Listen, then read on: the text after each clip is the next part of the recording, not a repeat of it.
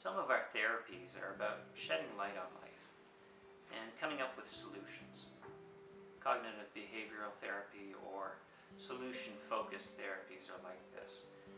This is probably at first what most clients are hoping to get out of therapy.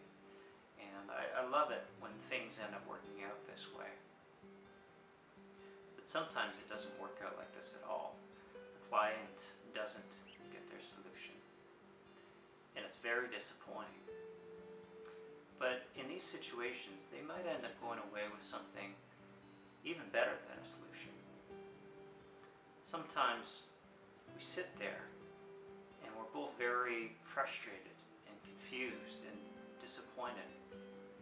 And it may seem that in those moments the therapy isn't working at all.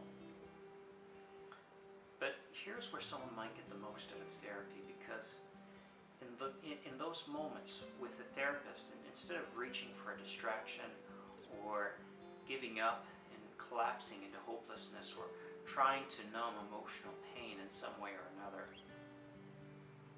we end up staying there in a kind of darkness, longer than the client would have chosen to do on their own.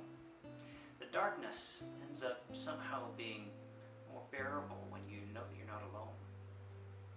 And if you can stay in the dark just a little longer, you end up realizing that even though it's just as hard as you knew it was going to be, you're able to somehow stand it. Even though it's terrifying, there's courage enough to keep you there. Even though it really does hurt, you're somehow able to accept your pain. All of this we learn in the dark. It's where our resiliencies show up. It's where we see them for the first time and where we eventually learn to trust them.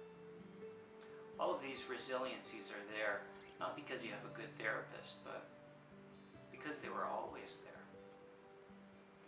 Martin Luther King Jr. once said, "Only when it is dark enough can we see the stars."